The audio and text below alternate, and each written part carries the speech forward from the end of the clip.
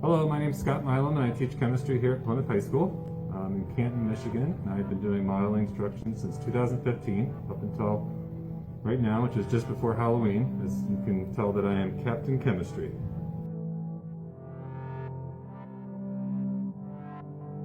The last few years have been pretty busy for me. I just started working at Pivot Interactives last year, where I design chemistry content for different activities, and I also run my YouTube channel, which is marginally successful and very fun for me. And I published a book on fiction, where it's a comedy about teaching. I also do a pretty fair amount of reading of nonfiction. This is this current school year, and I tend to read books about science, a lot about cognitive science and psychology, and also a lot about anti-racism. So these are my IB chemistry scores over the last few years.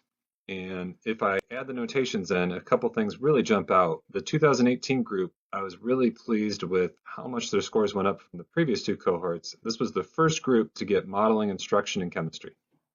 So in 10th grade, they received modeling instruction, and then I was trained in the pedagogy for their IB chemistry course, and I got a very sizable jump.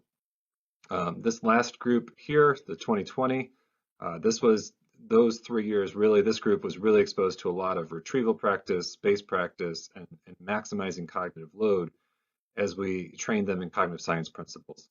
And then last year, somehow managed to continue this trend. I'm scared for the future. But this is where I teamed up with the teacher next door to me.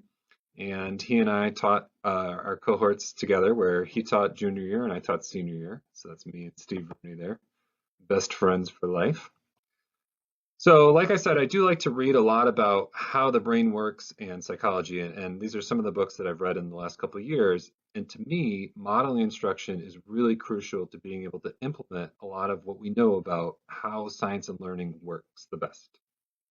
And so when I do activities with the classroom, I want to think about how I can get my students to think hard and do all of these components that I've read about. So here I have two students, and one is putting together model kits, and the other one is taking them apart.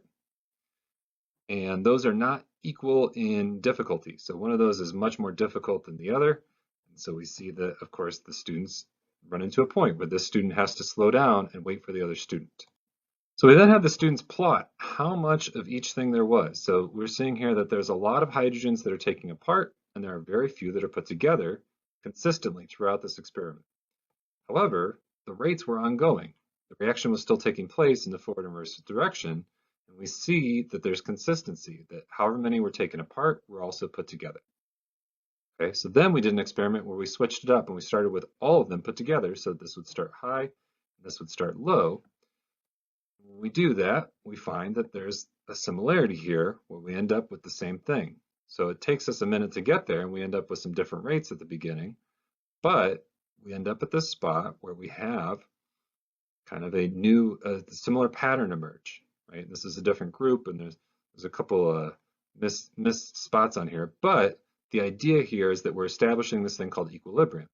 And I want to get students to really process the connection between amount and rate, and that the amount changing is what the rate is, but also the rate is influenced by the specific amount at that time due to the number of successful collisions happening in that reaction. So we really want to stretch the kids into applying this towards what would this look like for a chemical system? Why are we seeing the relationships that we do? And so we have them put these boards together, and then we get in a circle and do this discussion. And when I'm doing the discussion, I'm really trying hard to get the students to express their ideas of what they think is happening. I'm trying to get them to clarify their thoughts in their own head, but then I'm also trying to push their thinking to another level by finding discrepancies, by finding holes that they might not have thought of. And then I'm trying to give them some guidance into going, okay, well, how can I put all this together in a way where I get to something that's useful, something that I feel like I have some clarity for, what tools, science and engineering practices do I have at my disposal to reach a conclusion for this, to reach a point where I could give a quality explanation of the phenomena that I've witnessed.